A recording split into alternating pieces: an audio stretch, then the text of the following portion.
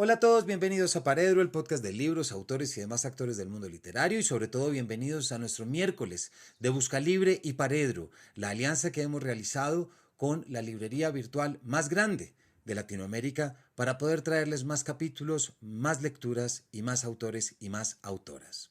Buscalibre es la librería online más grande de Latinoamérica con un catálogo de más de 5 millones de libros locales e importados.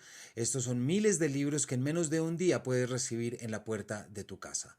Paredro y Buscalibre se unen con el propósito de llegar a más lectores a partir de entrevistas a autores y autoras siguiendo los mismos criterios y propósitos que ya cumplimos con nuestra programación del sábado. Hoy les damos la bienvenida a un capítulo que yo personalmente llevaba mucho tiempo esperando en este programa porque hablamos con un autor peruano que desde que publicó su primera novela hace ya casi 10 años se convirtió para mí en un referente de la voz latinoamericana y sobre todo de la novela de formación latinoamericana, porque creo que escribió un libro que todos tenemos que conocer y con el que ya lo escucharán ustedes, empezamos hablando el día de hoy.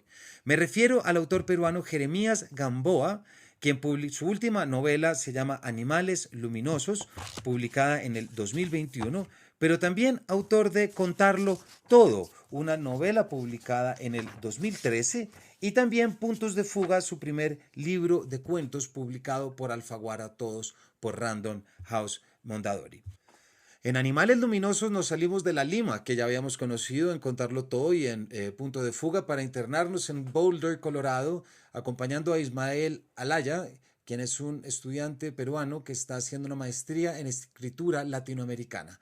Nos vamos a un lugar y sobre todo unos temas que tienen que ver con muchas preguntas sobre la naturaleza latinoamericana, sobre la voracidad de los estudios universitarios y sobre todo ese deseo que ya hemos visto en sus personajes, esa búsqueda de inminencia y de rapidez. Jeremías Gamboa nació en Lima en 1975, es escritor, profesor y periodista, autor del volumen de cuentos Punto de Fuga, publicado en 2007, y de la novela Contarlo Todo, de 2013, ganadora del premio Tigre Juan 2014. También es coautor, junto con Javier Sinay y José Lorrángel, del libro de crónicas Cuba Stone, el 2016. Animales Luminosos es su segunda novela, a la cual les damos la bienvenida sin mayores preámbulos a un capítulo con quien para nosotros es uno de los más importantes autores peruanos y de las voces contemporáneas de Latinoamérica.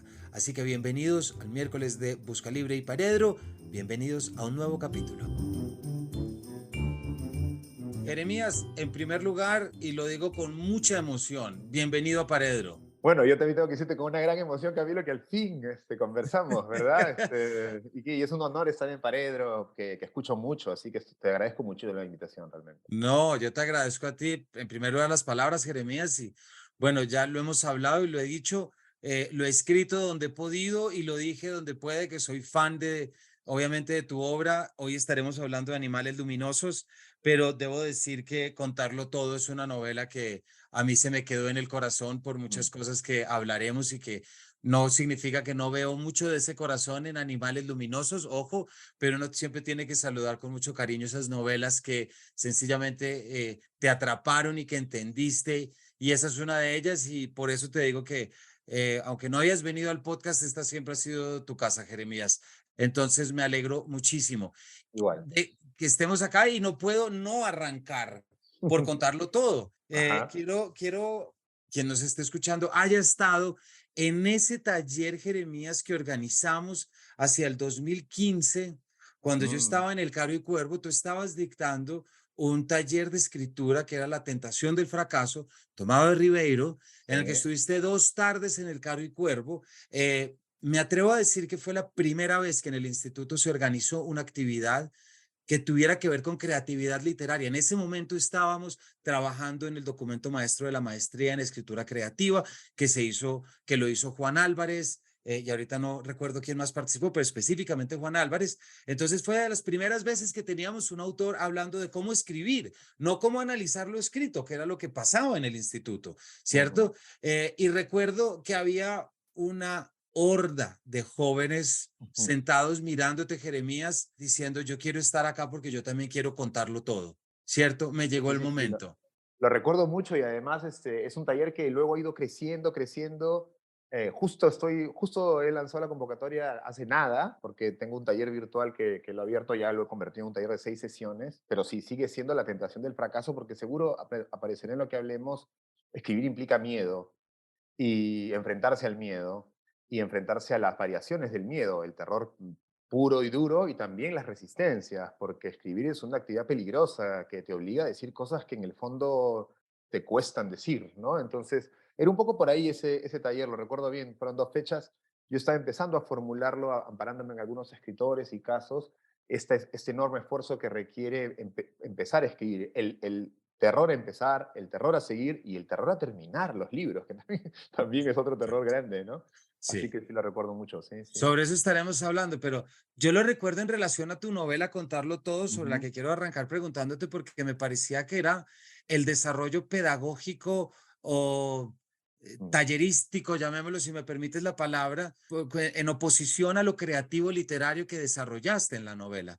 No olvidemos que la novela es precisamente ese momento en el que Gabriel Lisboa dice, ya no aguanto más, me voy a sentar y lo voy a contar todo de un tacazo y arranca con ese Lou Reed detrás, ¿cierto? Y es esta inminencia de la juventud, esta velocidad que también está en los cuentos. Entonces de repente coges la experiencia narrativa de inventarte al personaje y luego ya te lo llevas a otro territorio que es decirle, no, vengan que esto se convirtió en un taller. Entonces a mí me parece que hay algo y por supuesto aquí a todos les recomendamos muchísimo este taller, pero cuéntanos, Jeremías, antes de pasar, ¿cómo ha pasado el tiempo a la novela? ¿Cómo ha sido el proceso? ¿Cómo han sido las lecturas? Es una novela que ya está cumpliendo casi que 9, 10 años, cumple el sí, sí, próximo verdad. año. ¿Cómo ha sido? Bueno, ha sido un peregrinaje, ¿no? En parte. Esa novela, además, empezó a cimentar la idea de ese taller porque yo tuve muchos problemas para empezar a escribir, ¿no? Normalmente a los 25, 26, muchos autores empiezan a publicar. Yo empecé a escribir recién a los 30. Empecé a sentir que escribía realmente algo que tenía un peso específico, que fue lo que yo publiqué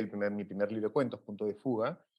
Y luego lo que pensé fue, bueno, o lo que apareció fue un libro sobre un chico que no puede escribir, ¿no? Y todos los años el material venía de los años en que a mí me costó muchísimo escribir porque, entre otras cosas, la vida me estaba ocurriendo, ¿verdad? Y cuando la vida está revuelta y te están pasando cosas y está agitada el mar de la vida, es muy difícil sentarse a escribir, sobre todo si se trata de narrativa y si es narrativa larga, que era la que yo tenía dentro, ¿no? Flaubert lo decía muy bien, ¿no? Hay que ser muy ambicioso en la escritura, pero en la vida tienes que ser muy sedentario y tranquilo, ¿no? Para poder escribir narrativa. No se deben mover mucho las cosas, siempre se mueven. Lo ideal es que no se muevan mucho para que, digamos, navegues en aguas tormentosas en la escritura. De manera que yo, sin querer, terminé reuniendo todo ese material de esos años en que no podía escribir desde el grito atronador de un chico que empieza a escribir. Eso siempre me interesó a mí como fantasía. Uno escribe los libros que uno quisiera leer y yo pues dije, esto es Lurrit, esto es un grito, este es el tipo que empieza, ¿no? A tocar, a soltar su música, ¿no? Y por eso empieza apoyado en la música, ¿no? Luego es curioso eso, y también seguramente Animales lo tiene. Cuando leí la Ilíada muy tarde, me di cuenta que la Ilíada empieza con canta o música, ¿no? O Sí, canta o musa, la cólera sí. del Pelida Aquilio. Me di cuenta que este tipo está con la música, como yo estaba con la música, con Lou Reed en la habitación. Es decir, como que hay algo ahí de música interior que uno por primera vez hace brotar. De manera que yo lo hice, y en el camino esa música tenía que contar peripecias y todas están asociadas a la escritura, en contarlo todo. Entonces, hay un lado de manual también en el libro, ¿no? O sea, se narra incluso cómo Gabriel Lisboa empieza a descubrir cómo funciona el punto seguido, cómo funciona la coma, qué es hacer un Sí. párrafo, ¿no?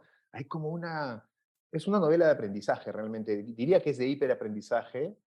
Y claro, luego he publicado y de que pasó todo este asunto muy, muy poderoso cuando salió el libro y tal, pues ha tenido una cantidad de lectores que yo agradezco muchísimo, ¿no? Que me siguen de vez en cuando escribiendo, yo sigo recibiendo comentarios. Se sacó una versión de bolsillo en el Perú, se sacó una segunda impresión.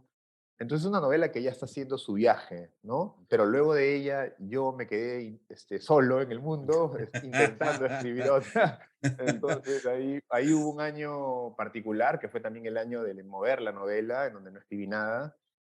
Y luego de eso ya empecé nuevamente a sentarme a escribir, ¿no? Porque arrancas Jeremías, bueno, antes de lo que voy a decir, solamente mencionar que a mí me parece que es una de nuestras grandes novelas latinoamericanas de novelas de formación, es decir, para mí es una Bildungsroman, si queremos meterle el término académico, que ahorita vamos a hablar de animales, Ajá. pero me parece claramente que estamos frente a esa novela de crecimiento, de la vida es lo que quiero escribir y cómo hago para hacerlo compatible y en el afán y en la velocidad. Es una novela que recomiendo muchísimo, muchísimo desde acá a todo aquel que le interese la juventud. Empecemos o se sienta todavía joven, arranquemos por ahí, pero sobre todo eso, cómo crezco, cómo me enfrento y cómo desarrollo.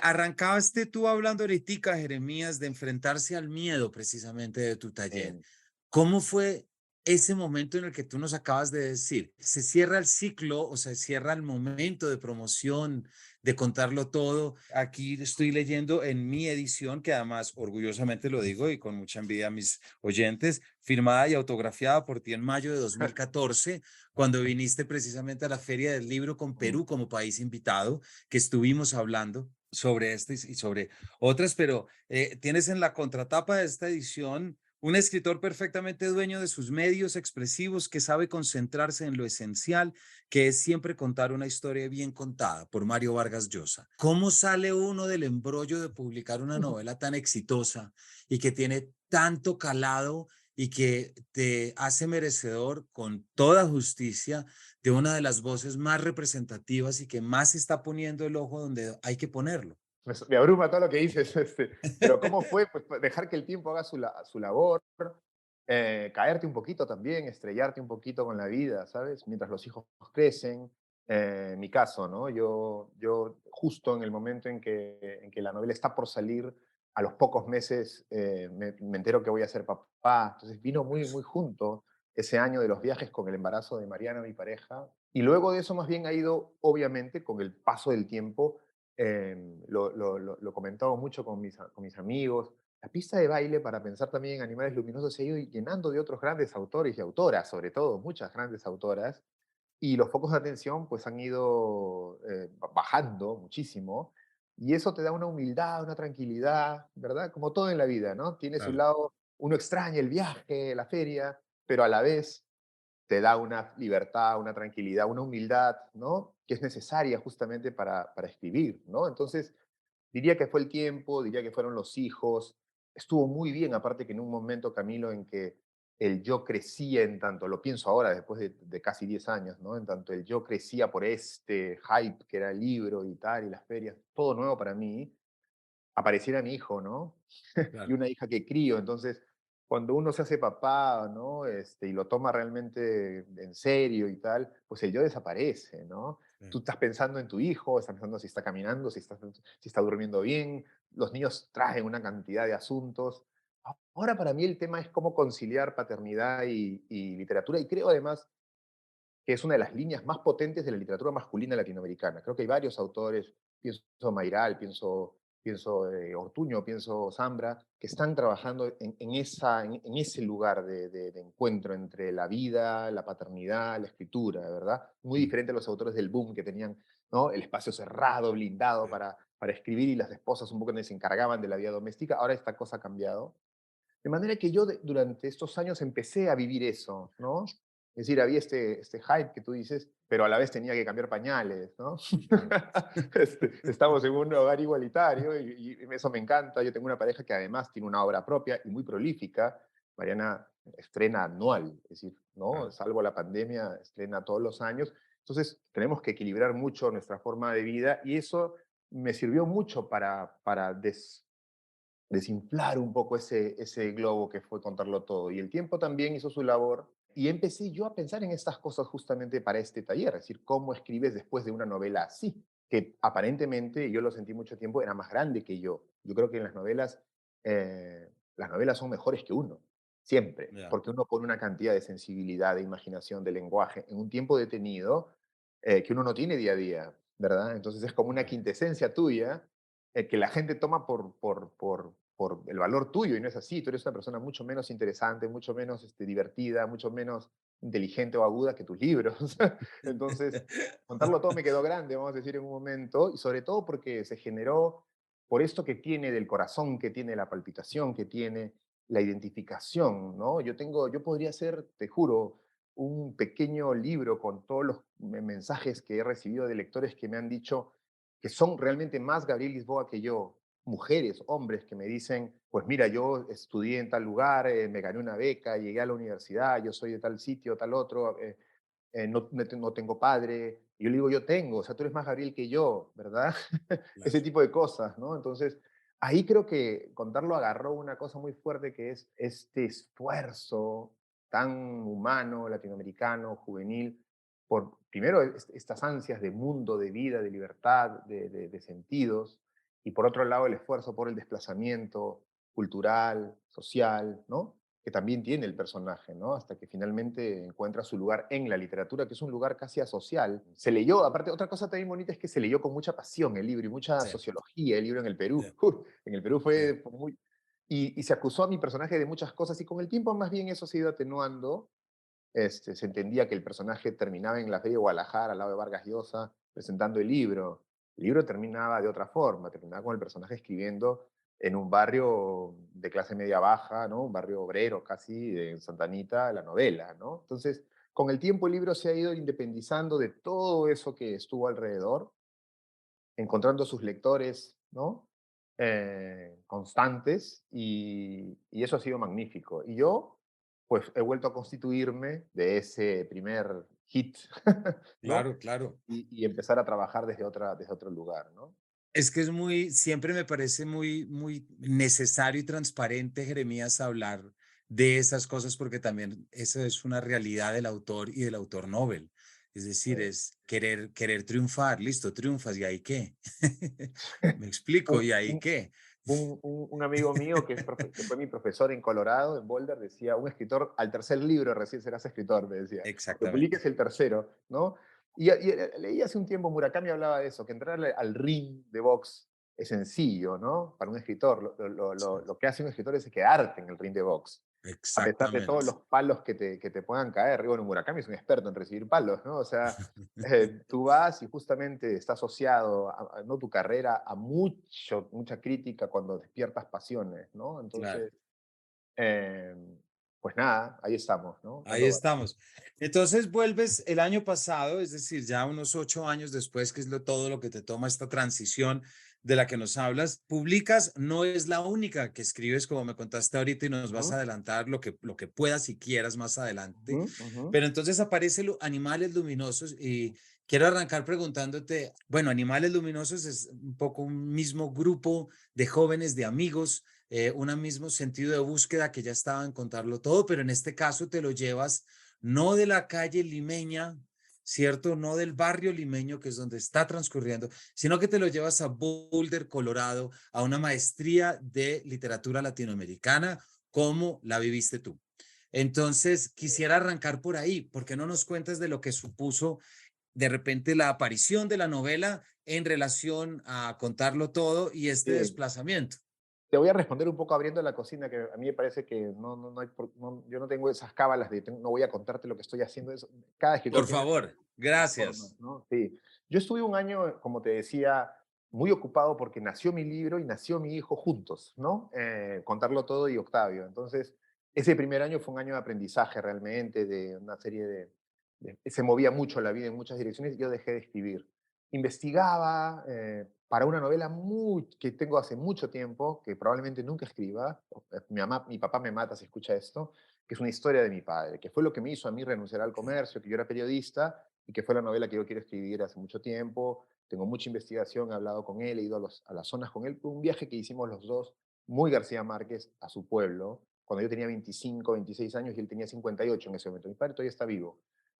Nosotros viajamos, fue un viaje totalmente literario, y yo salí de ahí diciendo, tengo la novela, voy a renunciar al periodismo, voy a dedicarme a escribir esta novela. Y empecé, y no pasé de la página uno y me di cuenta que tenía que aprender a escribir, ¿no?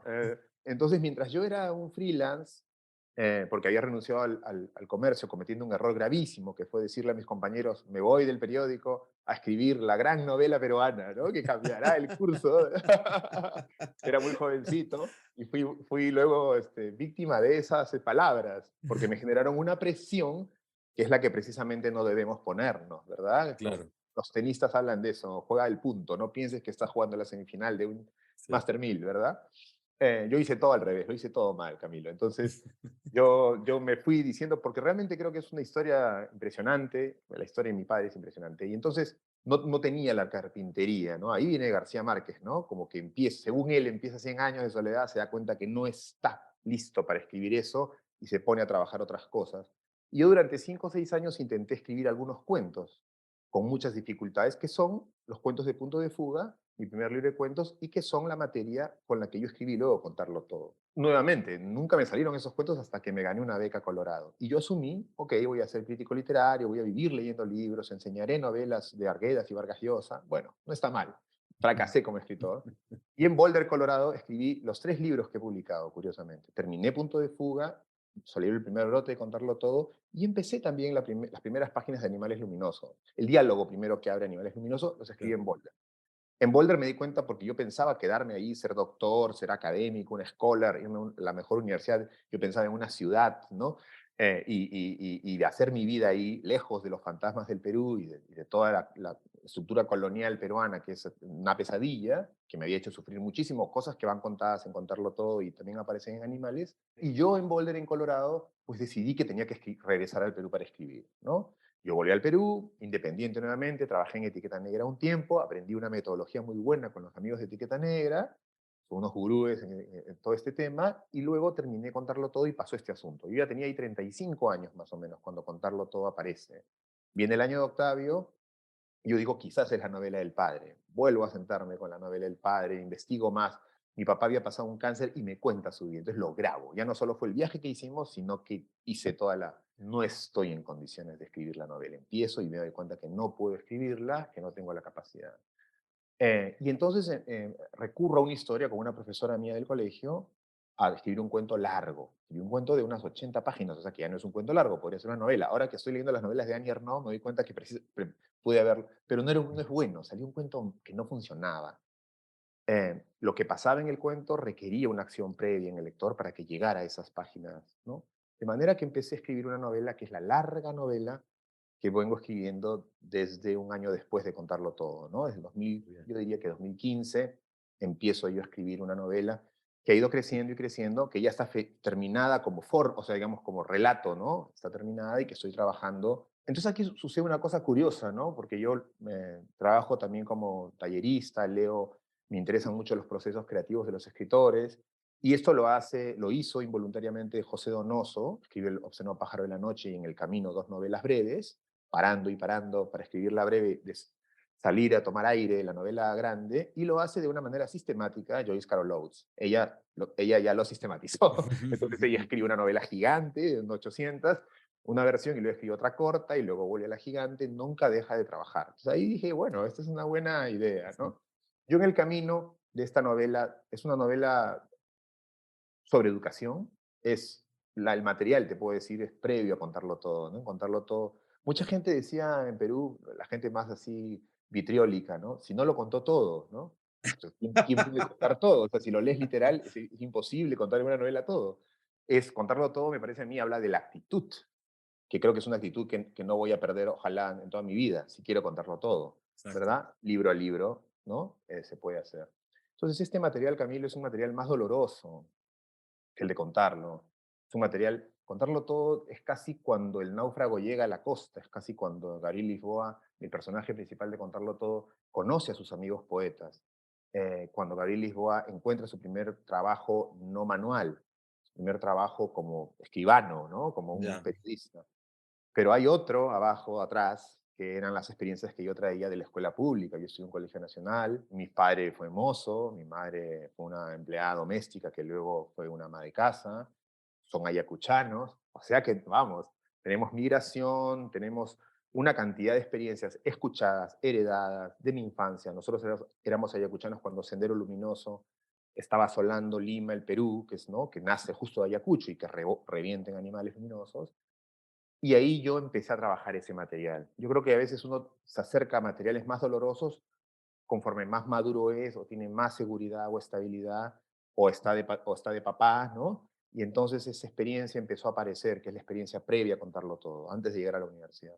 De manera que eso fue creciendo, creciendo, creciendo y me ha llevado hasta mi madre. O sea, mira hasta dónde me he ido No, eh, pues, trabajando. En el camino yo he tenido altos. En un momento me ofrecieron escribir una crónica sobre los Rolling Stones sí. en Cuba. Escribí el libro con mucho placer, fue un texto como de 80, 90 páginas, Del donde ya aparece, concierto, sí recuerdo, del exacto, concierto de Rolling Stones en Cuba, exacto, sí. donde ya aparece mi infancia, cosas de mi barrio, cosas que no había contado. En Lisboa casi no cuenta nada de Santa Anita, llega a la de Lima, ahí empieza a vivir. Y luego, retomando el libro, apareció Animales Luminosos, un libro para niños sobre Susana Vaca. Es decir, he tenido altos y lo primero que ha cristalizado, porque tengo otras cosas más, cuentos y tal, lo primero que veía que podía cristalizar, también el tamaño que tenía, unas 200 páginas, fue Animales Luminosos.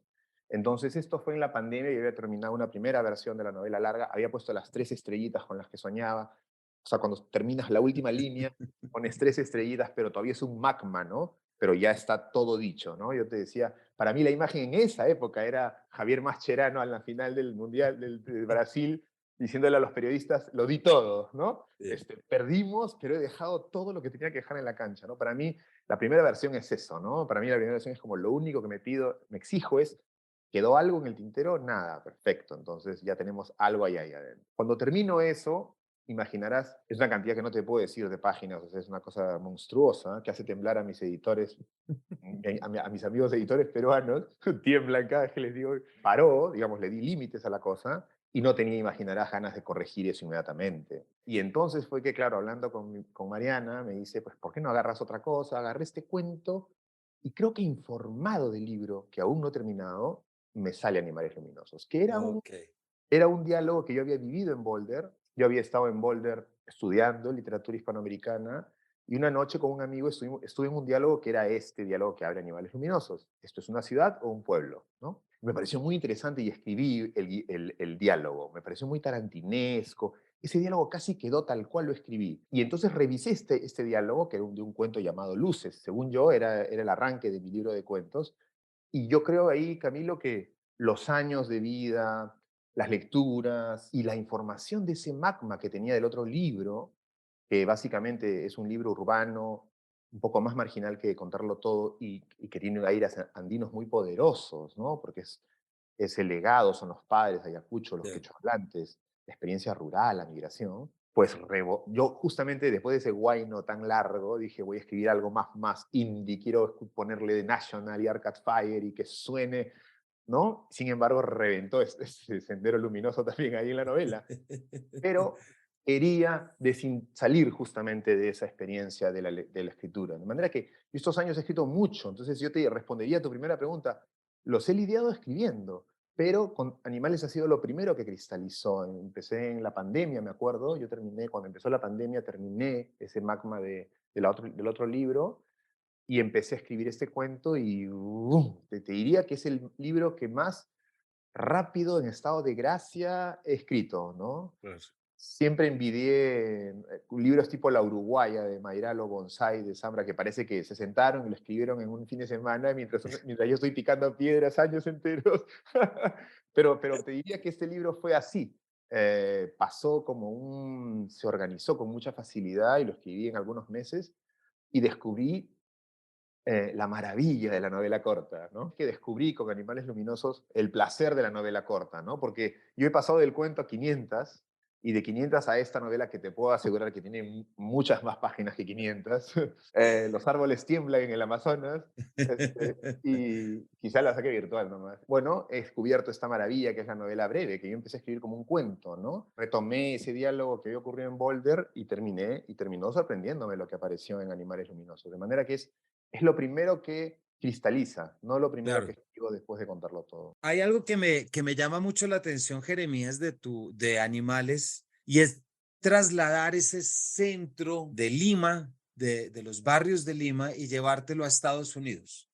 Y voy a hacer un pequeño paralelismo. Tus personajes habitan mucho como ese mundo, bueno, y quién no de nosotros lo habitó, ese imaginario siempre del mundo del boom, ¿cierto? Ujú, Y eso que a los literatos siempre nos ha cautivado de imaginarse. Y la novela Animales, los alumnos de la maestría, al principio esos tres nombres se mencionan que son los del boom. Entonces uno entiende y se mete muy bien en esa idea del alumno de Ismael Alaya que está llegando y que está conociendo, pero llegar y conocer es preguntarse por la América Latina y preguntarse por el Perú que dejó atrás. sí. Antes con todos estos del boom, eso pasaba en París. No estoy diciendo que tú estés tomando un tema del boom, no, no, no, que los oyentes me entiendan bien. Estoy diciendo que algo se parece, pero también hay muchas cosas que se diferencian y me quedo con lo que se parece. La idea de volver a pensar en el Perú, al final a Ismael le llaman el peruano precisamente y sale Ujú. todas estas cosas. Me gustaría preguntarte cómo fue esa experiencia de pensar esta identidad. La prensa ha hablado mucho de que tu personaje Ismael está buscando, y yo sé que muchos oyentes van a entender perfectamente, que es buscar el sueño americano Ujú, académico, que ujú, es voy, me doctoro, me hago la maestría, me consigo una plaza donde pueda y me quedo dictando literatura latinoamericana. ujú. No sé, bueno o malo, tantas cosas y opciones como puede haber. Pero ¿cómo fue esa experiencia ya particular, teniendo en cuenta que también tú habías vivido en Colorado y habías pasado esa experiencia también, pues, de una manera vital? Sí, bueno, es muy interesante porque ahora que tú me planteas esto, también me lo comentaste un poquito antes de entrar también en la entrevista misma. Claro, el boom es curioso porque primero hay un movimiento en que ellos se reconocen latinoamericanos en París, se dan cuenta, mi especie, vamos a decir, no sé, ¿no? Especie es latinoamericano, y a la vez descubren en ese grupo sus especificidades, ¿no? Su colombianés, su argentinidad, aunque todos tengan un mismo telón de fondo, como ocurre ahora, la amenaza dictatorial, la violencia, las brechas sociales, el racismo, etcétera, etcétera, etcétera, ¿no? Hay cosas que son comunes a la experiencia latinoamericana y cosas que son muy específicas, ¿no? Yo me voy con una idea muy vaga de Estados Unidos a, a Estados Unidos, ¿verdad? Con una idea muy, muy, muy vaga y muy llena de, o informada por toda la mitología que Estados Unidos ha planteado de sí misma, ¿no? En las series, en las películas, digamos, ¿no? Es un sueño americano que precisamente está hecho, por un lado había eso, y por otro lado yo iba muy descontento de mi circunstancia, de mi país. Descubro allá que soy latinoamericano, ¿no? Apenas llegué, yo recuerdo muy bien cuando lleno los formularios en mi entrada a Estados Unidos, con todos los temas raciales que hay en el Perú y las indefiniciones raciales en el Perú, eh, no sabemos muy bien quiénes somos, ¿no? Soy cholo, no soy cholo, soy blanco, acá me tratan como blanco, aquí me tratan como cholo, es una locura. Pero cuando llegué allá me pusieron latino, se acabó. Entonces, y al argentino que llegó también le ponían latino, ¿no? Entonces, eran como latinoamericanos que en Qué Perú bueno, sí. hubieran funcionado de forma diferente. Ahí éramos todos, nos miramos y éramos como, ok, acá somos lo mismo, por un lado. Pero en la interacción con los latinoamericanos en el departamento, descubrías, ¿verdad?, las especificidades de cada uno de esos, de cada uno de esos países también y de lo que traían, ¿no? De manera que ahora que tú me planteas esto, yo pensaba en la novela, es bien curioso, en la novela no se dice la nacionalidad del personaje inmediatamente. No. Podría ser de un país, ¿no? Tú dices este desde el sur, luego dices este puede ser que sea andino, pero también hay andinos en Colombia. Podría ser, ¿no? Lo andino, digamos que hasta que finalmente aparece el país, porque me parecía interesante como que el encuentro no voy a decir identidad, pero de ese lugar en el que te puedes identificar y reconocer, ¿no? Creo que todos quienes escribimos, es una imagen muy manida, pero es verdadera, como muchas imágenes manidas, ¿no? O muchos lugares comunes. Pues necesitas salir de tu país a veces para Sí. realmente ver a tu país y ver tu condición con la distancia de vida, ¿no? A mí, curiosamente, yo me gané esta beca a Colorado, estuve en Boulder, luego descubrí, ¿sabes?, lo literario en Boulder. Luego descubrí que Fante venía de Boulder, que Kerouac había pasado por ahí, que Lucía Berlín había estado en los mismos años en los que yo estuve. O sea, después ya me enteré, lo hubiera sabido antes, pero uno puede generar su mitología también alrededor, pero sí que allí un poquito que empecé a escribir lo que te decía, ¿no? Que creo que la distancia es suficiente como para... Y creo que eso es lo que está pasando también con América Latina, ¿no? Estos grandes centros siguen siendo, Barcelona sigue siendo un lugar al que siguen yendo los escritores latinoamericanos, también por las maestrías de escritura creativa que hay ahí, ¿no? En Madrid y Sí. tal. En Nueva York también. En la época en que yo estudié en Colorado no había maestrías de escritura creativa. Hay una ahora en NYU a la que han ido muchos escritores que han salido de ahí, escritoras, escritores. En mi época no había eso, pero ahora ya hay esa diversidad. Y por supuesto está el lado más complejo, que es intentarlo en estudios literarios, porque hay escuelas de escritura creativa que te acercan al hecho creativo. Pero más bien yo estaba en una escuela de historia literaria, de análisis Exacto. crítico. Yo estaba leyendo los postestructuralistas. Y entonces esa cosa, no voy a decir escindida, porque aprendí muchísimo en Boulder, pero esa cosa entre las luces y la civilización y lo académico, los papers que tienen abstracts y formas muy precisas de escritura, y la locura, las ganas de escribir ficción, ¿no? Eran difíciles de conciliar. Y por eso creo yo que también el libro está organizado como en ese claroscuro entre las luces del campus, la oscuridad de la noche, y estos chicos van a la oscuridad de la noche, ¿no? A Así buscarse, es, a olerse, sí, sí, sí. así es. Pero eso te lo voy a preguntar ahorita, Jeremías, es Ajá, que me es imposible no leer una cita que tengo sí. acá, que es que me conecta mucho con lo que estás diciendo. Esto es una cita, acabo de sacar mi tesis doctoral, de hecho, para buscarla porque no la tenía. Pero es una cita que sale del documental La escritura embrujada, producido por Fuentaja Editores, a cargo de Yves Billond y de Mauricio Martínez Cabard, en el que en una entrevista García Márquez dice esto: lo que fue para mí importante en París es la perspectiva que me dio París de la América Latina, porque yo de aquí era solo colombiano, no era más que costeño, no era más que caribe, que esencialmente es lo que yo soy, un caribe. Allá no dejé de ser Caribe, pero un Caribe que se dio cuenta de cuál era su cultura y en qué cultura general estaba insertado ese caribismo mío. Por una cosa sencilla, yo llegaba a un café y encontraba a los argentinos, a los centroamericanos, a los mexicanos, a los caribes de distintos países. Y curiosamente era un tiempo de dictadores. Estaba Rojas Pinilla en Colombia, estaba Pérez Jiménez en Venezuela, estaba Odría en el Perú, estaba Trujillo en Santo Domingo, estaba Perón en Argentina, prácticamente en todos los países. Estaba Batista en Cuba. Yo vivía en una pensión en la Rue Cuyas, puro barrio latino, y en la pensión de enfrente vivía Nicolás Guillén, el poeta Guillén, a quien todos íbamos a visitar en peregrinación y todos estábamos cada uno pendiente de su país. Y una mañana, una madrugada, porque él se despertaba como si estuviera en Camagüey, una madrugada se asomó y pegó un grito y dijo: se cayó el hombre. Y todos nos echamos a la calle porque todos creíamos que el hombre era el nuestro. Es buenísima esa cita. Me encanta esta cita porque habla de esa identidad, pero también esa cuestión cultural y esa cuestión política que está de por medio y que está metida. Y a mí me interesa mucho, Jeremías, preguntártelo, y no me quiero salir mucho, por supuesto, del tema, pero sí tiene que ver con la novela, y es esa idea de Estados Unidos como el centro académico de la literatura latinoamericana y de la cultura latinoamericana, ¿cierto? Ujú. Ahorita que estábamos hablando, y tú mismo lo mencionabas, por ejemplo, la cantidad de cursos de escritura creativa, y de todo esto, se pregunta uno si todos estos escritores, a quien respeto y saludo, y digo esto con el mayor respeto, por supuesto, pero qué tanto las escuelas dejan cosas en los autores y puede haber un producto, si me explico, en el que determina mucho de cómo es ese trabajo, cómo se trabaja esto latinoamericano en este lugar y en este otro, porque tu novela al final tiene un momento en el que sale la nacionalidad, y hay una rabia y hay un rechazo.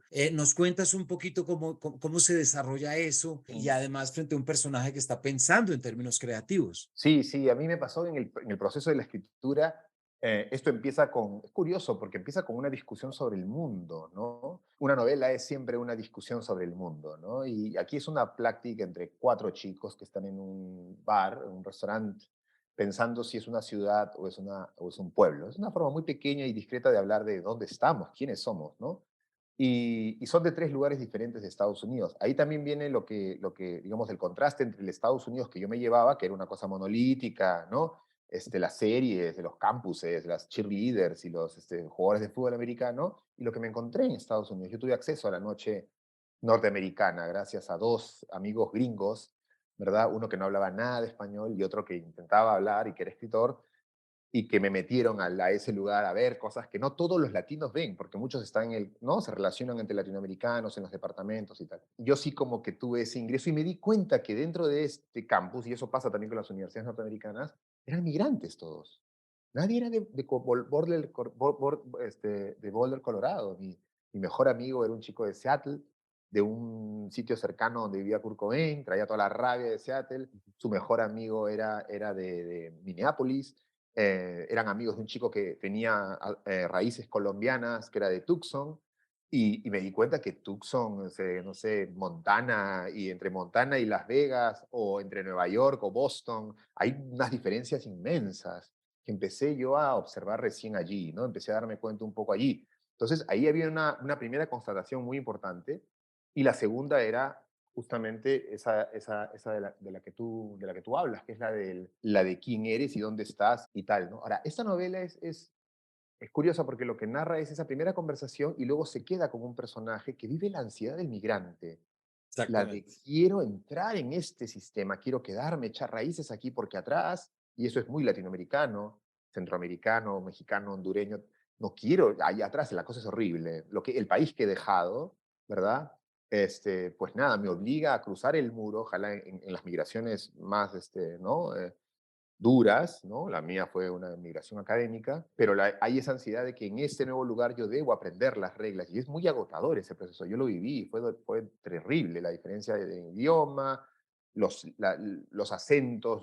Yo aprendí pues en un instituto el inglés, ¿no? En instituto y de pronto acá había un idioma, ¿por qué entiendo a esta persona? Y esta no le entiendo nada, porque pues Claro. nada, era de otro lugar en Estados Unidos, ¿no? De manera que mi personaje está tocando la realidad de ese nuevo lugar por primera vez, ¿no? Le permiten entrar a esa noche norteamericana por primera vez.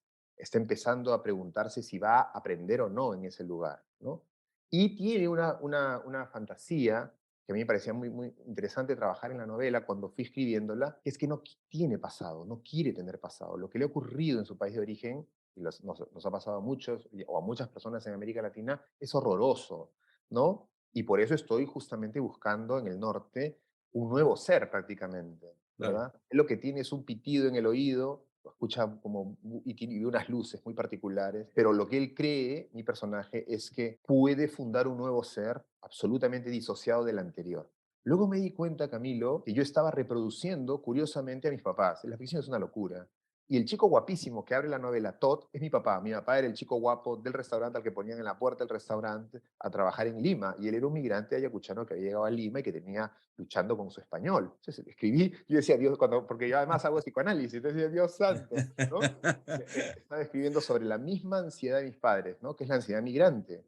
Mis padres también migraron de Ayacucho a Lima diciendo, vamos a olvidar todo lo rural, sobre todo si Ayacucho es el lugar del estigma social, política peruana. No pueden, va a reventar sobre ellos. Y a mí me pasó algo similar, porque fui educado por ellos y amamantado por la teta de mi madre. Entonces yo también viví un poco ese proceso que luego analizo, digamos, de una manera más minuciosa en Animales Luminosos. Una persona que cree que puede olvidar su carácter latinoamericano, ¿verdad? Que sobre todo su carácter peruano, no quiere, por eso es que no tiene nombre, no se sabe cómo se llama, es difícil precisarlo, ¿verdad? En el camino, el país te alcanza. Es como tú huyes de tu madre, pero tu madre va dentro de ti a donde vayas, ¿verdad? Entonces, en el camino, digamos, ese origen aparece, y yo encontré luego en una conversación entre Alexander Hammond y Teyu Cole una cita que cuando la encontré me cerró el libro y que luego usé de epígrafe, ¿no?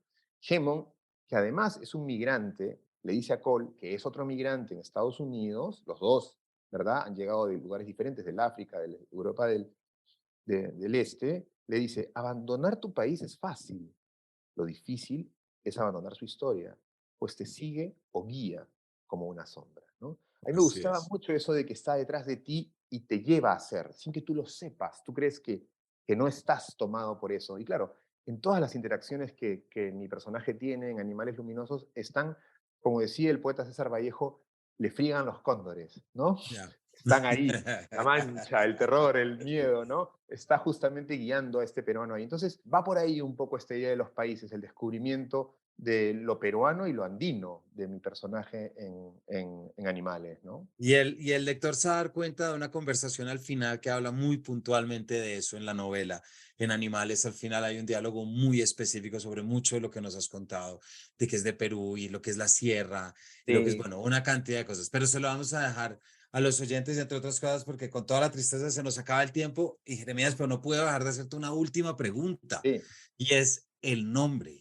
Ismael, es decir, ahí hay un guiño fantástico que aparece, por supuesto, en la novela, con el Call Me Ismael de Moby Dick, sin duda. ¿cierto? Con el Llámenme Ismael, pero con ese llámenme sin saber si ese es su verdadero nombre o no es su nombre, con todo un guiño, para dejar todavía más antojados a los oyentes. ¿Nos cuentas, hay algo que contar de esa decisión? Sí, y Que el creo mejor que tiene amigo, mucho que ver con todo lo que nos estás contando, sin de hecho, duda, sin duda. ¿cierto? Sí, el mejor amigo además se llama Nathan. Y yo pensaba mucho en justamente ese Hawthorne Melville, que fueron estos grandes amigos. Yo pensaba, pues nada, Ismael, porque es un sobreviviente. Es Exactamente. lo primero, ¿no? Ese es un hombre que viene de un lugar oscuro, ¿no? De un viaje, el Pecote es el Perú, ¿no? El Peruot, no sé. Y claro, hay un lado, es un migrante, es una persona que ha dolorosamente emigrado, que viene de un horror que aparece justamente al final de la novela, en una escena, ¿no? Una escena ante un espacio natural. Y es bien, yo, entre otras cosas, también quería hacer una novela panamericana, en donde ocurrieran historias que ocurren en otras partes de América Latina. Hay como muchos chicos y chicas en una pista de baile. Y hay que decirlo, es una novela de amor también, ¿no? O sea, hay Claro. un romance, aparece una chica cuya identidad también no se sabe muy bien, pero podría ser trinitaria o podría ser venezolana, ¿no? Y entre ellos justamente se desarrolla esto que es muy también analítico, ¿no? La pareja de alguna manera muchas veces es quien puede acoger tu verdad, ¿no? Yo creo que eso que le iba a explotar a Ismael dentro en algún momento como una bomba detonante que este país, pues se filtra, se gradúa cuando habla con la chica, ¿no? Con la que Claro. está en la noche en lengua original, porque esta novela ocurre en inglés, buena parte, y luego desde que aparece Café Tacuba la cosa se hace en español, ¿no? Entonces, sí, cuando yo escribí el libro, ¿sabes? Yo no sabía qué nombre tenía. Es bien interesante, no sabía cómo se llamaba. Y cuando llego a esa parte donde ella le pregunta, pues me doy cuenta que sí, que él se llama Ismael, ¿no? Que es un nombre de un sobreviviente, de una persona que puede contar y que es un hombre que es ambiguo, como todos sabemos, ¿no? Claro. Ese Ismael de Melville, pues él dice llámenme, ¿no? Y Exacto. él también tiene una historia muy fuerte, ¿no? Con unos perros, una historia muy tremenda que trae él como que también él adjudica a un amigo. Dice, un amigo mío le pasó, ¿no? Tal cosa, y que está en el centro de las cosas más dolorosas que le dice a esa chica en la primera cita, ¿no? Porque, claro, es una novela también es una date involuntaria, ¿no? Es una cita involuntaria, y en las citas tú tienes que medir tus cartas y pensar qué cuentas y qué no para no espantar al otro. No, Pero pues claro. acá hay algo de terapia también entre estos dos personajes eso está también desde el inicio del libro, ¿no? Son como las nuevas voces que han aparecido en esta discusión que es este país extraño que se llama a sí mismo como un continente, ¿no? O sea, Claro. este país se llama América, ¿no? Entonces, son estas voces que están discutiendo también este mundo desde sus especificidades, ¿no? La caribeña y el andino, ¿no? Me gustaba mucho que los personajes protagonistas sean racializados y por eso también probablemente el nombre, ¿no? Pues Jeremías, muchísimas gracias. Hemos estado para nuestros oyentes, hemos estado hablando de Animales Luminosos, publicado por Literatura Random House en octubre del 21, pero cuya primera impresión en Colombia fue en marzo del 22.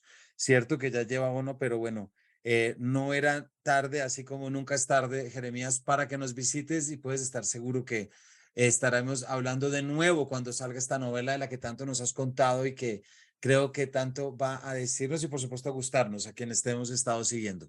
Ojalá, ojalá. Y bueno, pues muchas gracias por tu invitación y bueno, mucha suerte con este podcast que es maravilloso. Siempre lo sigo. Jeremías, muchísimas gracias a ti. Para todos, entonces ya saben, por Busca Libre pueden pedir su Animales Luminosos, y yo les recomiendo que pidan de una vez contarlo todo, porque creo que se nos viene una novela larga, entonces es mejor estar al día para leer lo que se va a publicar. Así que Jeremías, muchas gracias por tu tiempo, por habernos contado todo esto, Y a ustedes, muchas gracias por acompañarnos en este miércoles de Busca Libre. Nos vemos en una próxima edición de este Paredro.